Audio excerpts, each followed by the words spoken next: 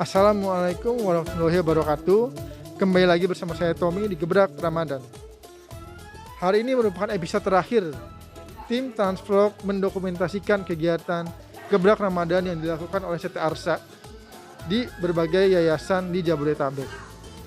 Hari ini kita berada di Cibidong, Bogor, tepatnya di Yayasan Tabungan Surga. Hari ini kita akan melakukan berbagai kegiatan dan berbuka bersama teman-teman Yayasan Tabungan Surga. Mau tahu seperti apa? Mari ikuti.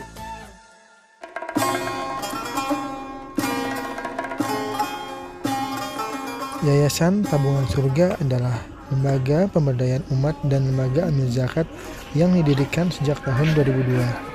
Telah concern dalam program peningkatan kualitas umat Islam sebagai lembaga sosial keagamaan.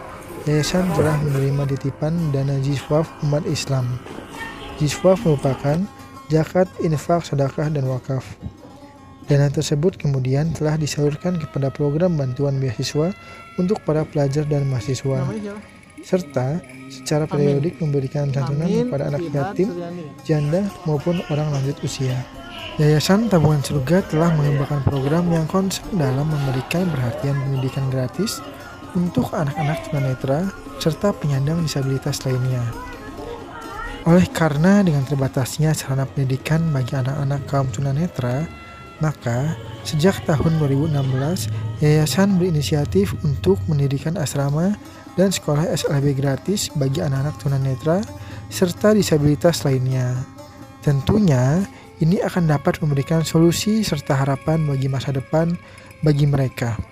Selain itu, program pendirian institusi pendidikan tersebut tentunya dapat membantu pemerintah dalam tanggung jawabnya memberikan sarana pendidikan bagi orang-orang miskin, terlantar, serta kaum disabilitas. Assalamualaikum warahmatullahi wabarakatuh. Hari ini saya berada di Yayasan Tabungan Surga, tepatnya di Bogor. Kita sudah sama teman-teman dari Yayasan Tabungan Surga. Ada Amin, ada Suryani, dan ada Ihad. Ada Ihad. Nah, hari ini rencananya seperti biasa kita akan melakukan kegiatan berbuka puasa bersama dan yang lainnya. Tapi sekarang untuk saat ini kita akan ngobrol-ngobrol dulu kepada mereka. Satu-satu dulu ya. Pertama ke Amin dulu, yang cowok di sini ya. Oke, Amin di sini udah berapa lama? Saya sekolah udah di sini sudah dari tahun 2019, berarti sekarang 2 tahun mau ke 3 tahun. Oh, mau ke 3 tahun ya? Iya. Oke. Amin tuh sekolah kelas berapa? Saya kelas 6 Berarti SD. udah lulus ya? Iya, insya Allah. Lagi melaksanakan ujian. Oh iya, berarti udah lulus SD-nya, tinggal melanjutkan ke SMP. Iya. Ya. Nah, Amin, di sini itu kegiatannya ngapain aja sih? Ya sebenarnya sama aja sih, cuman belajar gitu, belajar ngaji. Ya. Ya sama aja seperti pada umumnya kayak kalau di ini pengen belajar gitu, ngaji. Nah, paling itulah ya. Ya. Terus yang lainnya pasti banyak lagi kegiatan yang lainnya Ya. kan. Nah, terus Amin, maaf ya sebelumnya, Kak Tommy mau tanya. Ya.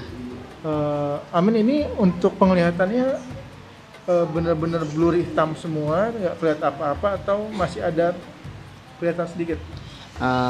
Alhamdulillah saya masih ada penglihatan gitu. Biasanya ya disebut low vision gitu, kategori Low vision. Iya. Itu masih terlihat lah ya cahaya, Iya, angka-angka yang besar yang terlihat ya? masih. Oke. Nah terus maaf sebelumnya kegiatan aktivitasnya terhambat nggak? Atau ya sudah dijalanin ya biasa aja atau gimana? Karena udah terbiasa gitu dari dulu, ya biasa aja gitu, nggak ada yang terhambat gitu. Udah terhambat ya. Iya. Dan sekarang era pun udah maju dan udah banyak pendukung untuk yang kayak kondisi seperti ini ya. Iya. Oke. Sekarang Kak Tommy lanjut ke sebelah dulu ya. Iya. Oke, ini ke Suryani dulu deh. Suryani di sini udah berapa lama? 10 tahun gabung. Udah 10 tahun ya. Iya.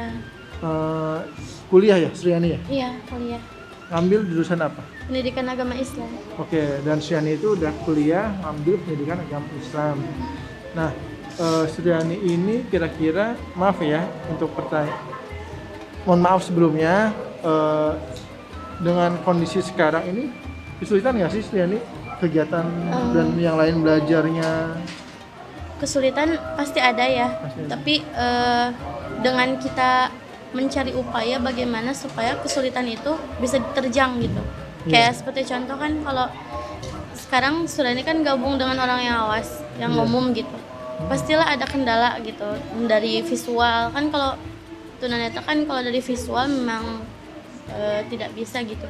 Jadi bagaimana caranya, misalnya dengan cara kita bersosialisasi dengan teman sehingga mereka maulah gitu membantu Suryani dalam menjelaskan visual itu tersebut gitu. Oh iya.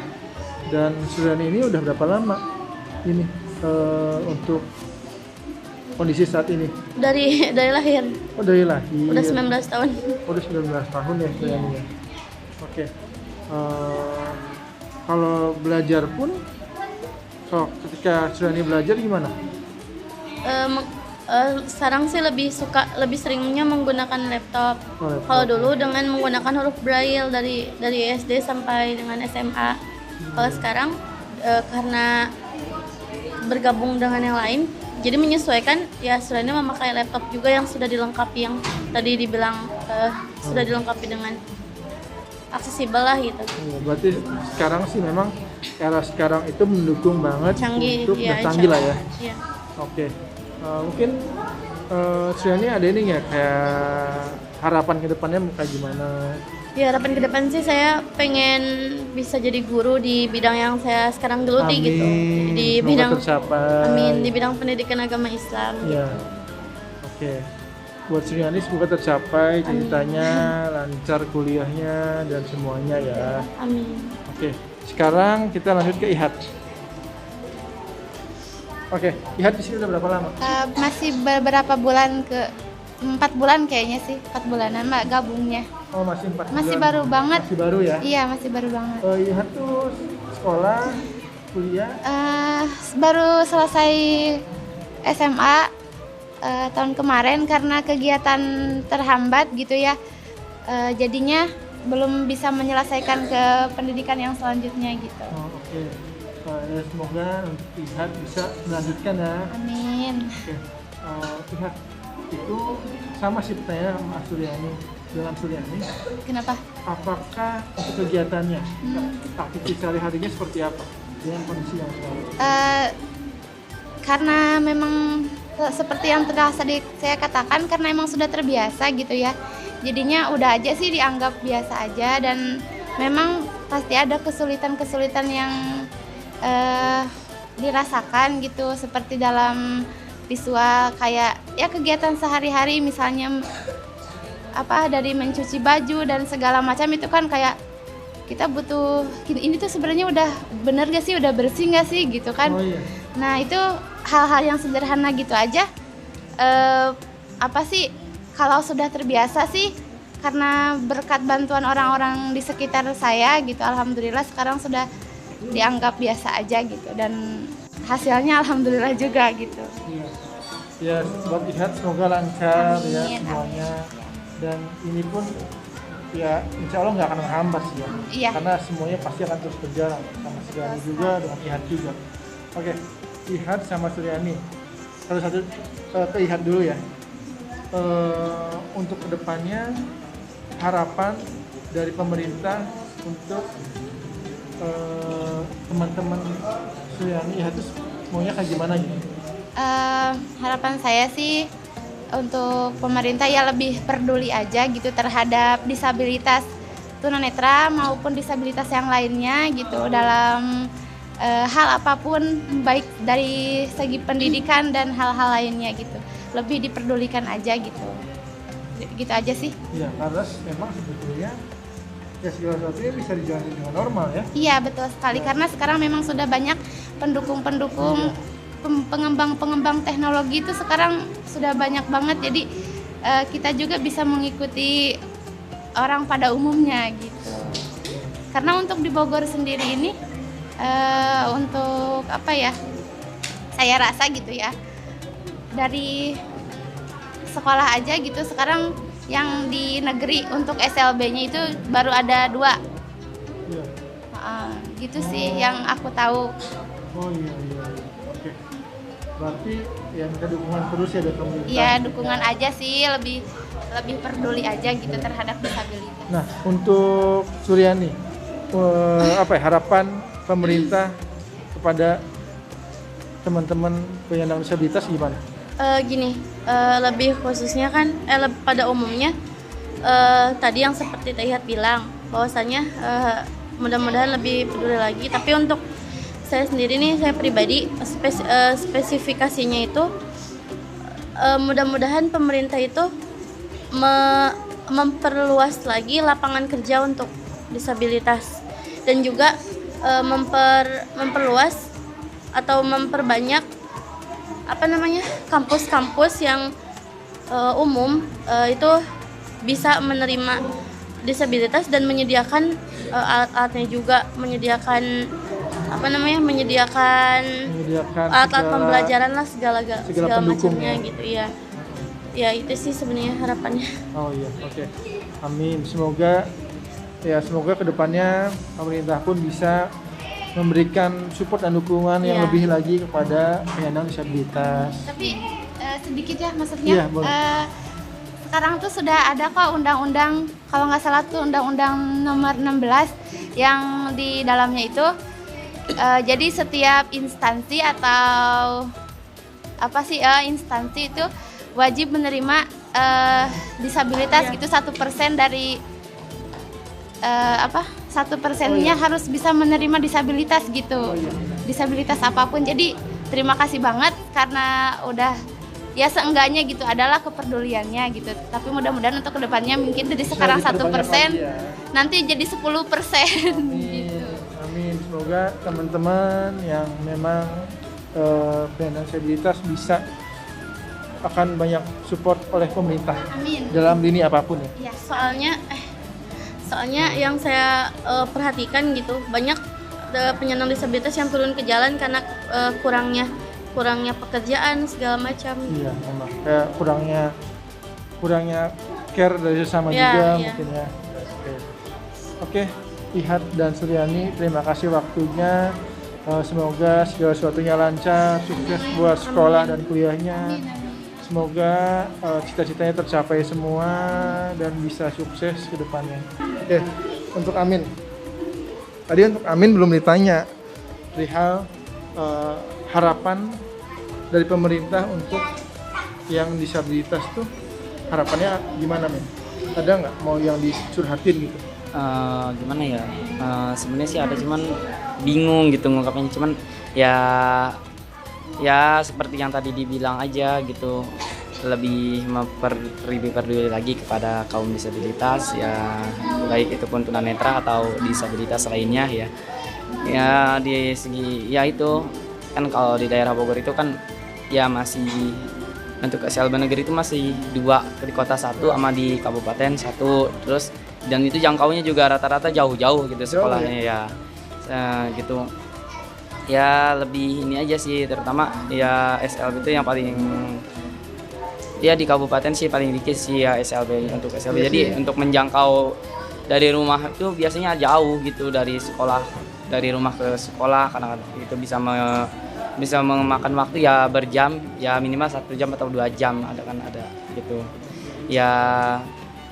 Sebenarnya sih harapan untuk pemerintah untuk disabilitas sebenarnya sama aja ya, yang tadi udah dibilangin yang sebelum saya gitu ya, lebih peduli lagi kepada kaum disabilitas dari bidang kayak pekerjaan ya, pendidikan dan lain sebagainya gitu. Oke, Amin, terima kasih buat pendapatnya. Semoga Amin lancar sekolahnya, sukses ke depannya, jangan putus semangat. Karena memang mungkin yang apa ya? Amin mungkin pasti banyak teman-teman yang di sana yang apa ya, yang jauh dari edukasi mungkin, yang mereka turut berjalan dan berbagai-nya. Iya. Tapi untuk Amin, semangat terus, jangan pantang menyerah, dan semoga tercapai semua cita-citanya ya. Amin. Oke, pemirsa, itu dia. Kita sudah ngobrol-ngobrol bersama teman-teman dari Yayasan Tabungan Surga. Selanjutnya kita akan melakukan kegiatan yang lainnya. Ikutin aja ya. Assalamualaikum warahmatullahi wabarakatuh. Sekarang kita sudah sama Kak Ahsan, yaitu yang pemberi materi di kegiatan Gebrak Ramadan ini. Oke Kak, kemarin kan kita lagi ngobrol-ngobrol tentang mobil Ikro ya. Betul. Sekarang mau tanya-tanya tentang pengalaman. Tapi jauh sebelum itu kita mau tanya ke Kak Ahsan, literasi itu apa sih? Baik, literasi itu kegiatan yang memang kita laksanakan tidak sekedar membaca, tapi juga kegiatan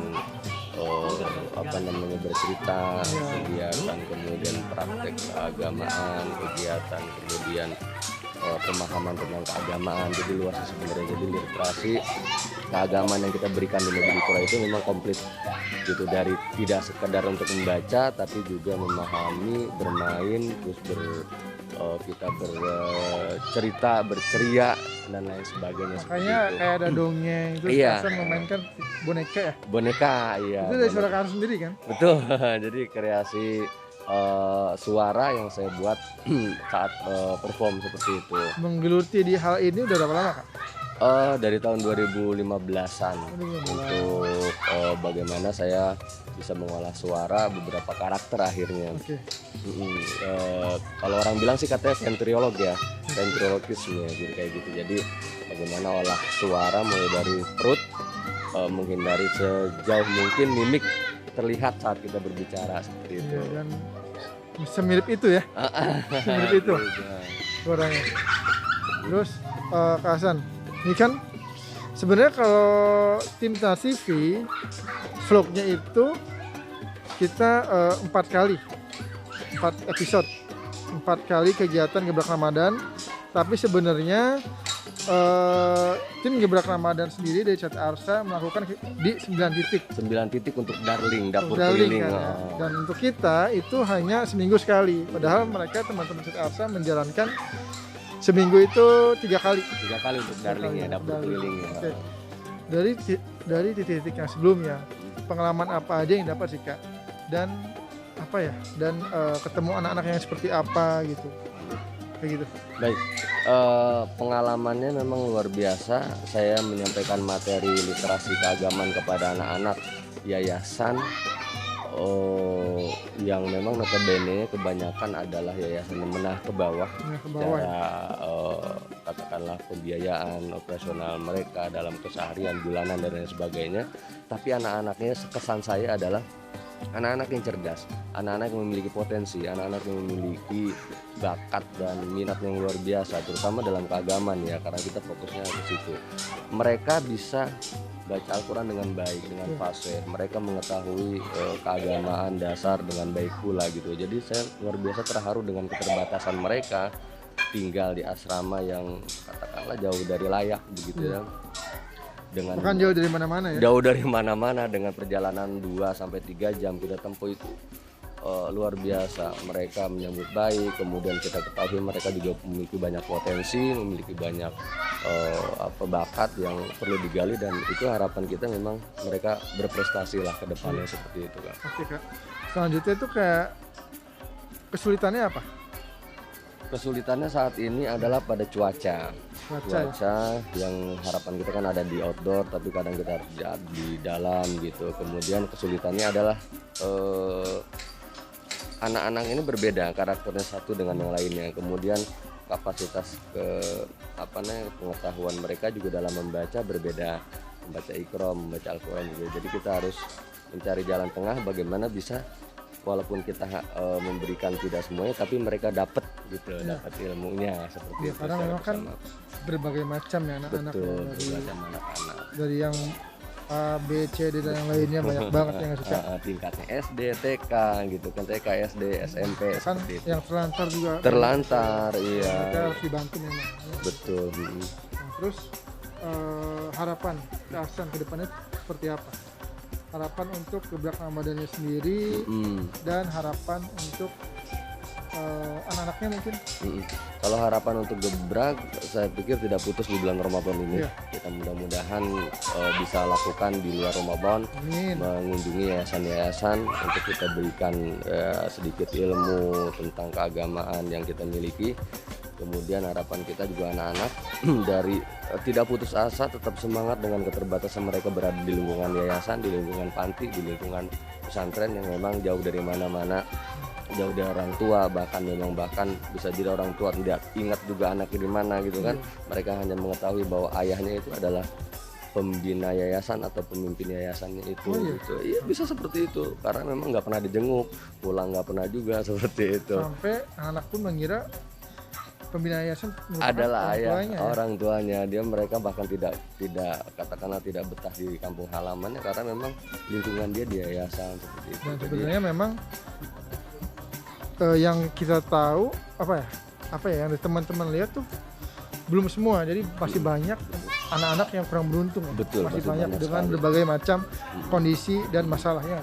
betul banyak sekali anak-anak yang di luar sana yang belum beruntung, dan harapan sih kita semua bisa merangkul mereka, bisa memfasilitasi mereka untuk pendidikan lebih baik untuk masa depan mereka seperti itu Kak Tommy. Amin Kak, semoga CT Arsa dan Gebrak Ramadan bisa terus menjalankan hal kebaikan yang positif, Amin. bisa menjalankan buat membagi ilmu ke semua dari Sabang sampai Merauke mungkin ya. Amin, mudah-mudahan bisa menyentuh seluruh Oke, Nusantara. Kak Hasan, makasih waktunya. Sama-sama, Semoga lancar untuk hari ini. Siap. Makasih ya. Alhamdulillah pemirsa, kita sudah berbuka puasa dengan teman-teman Yayasan Tabungan Surga. Kita sudah ngobrol, berbincang bersama rekan-rekan di sini, bersama Kak Aksan, dan berakhir juga Gebrak Ramadan tahun ini. Semoga kita bisa berjumpa di Gebrak Ramadan di tahun depan untuk menebar kebaikan, hal positif dan berbagi ilmu. Mohon maaf lahir dan batin, sampai jumpa di lain waktu. Dan untuk teman-teman, apabila ingin melihat edisi yang lengkapnya, teman-teman bisa melihat di Instagram dan YouTube-nya CT Arsa. Karena di Transvlog ini kita hanya mengambil di 4 episode, di 4 kegiatan teman-teman CT Arsa Gebrak Ramadan. Kalau di CT Arsa dan di Instagramnya, langsung bisa melihat edisi dari 9 titik yang ada. Wassalamualaikum warahmatullahi wabarakatuh.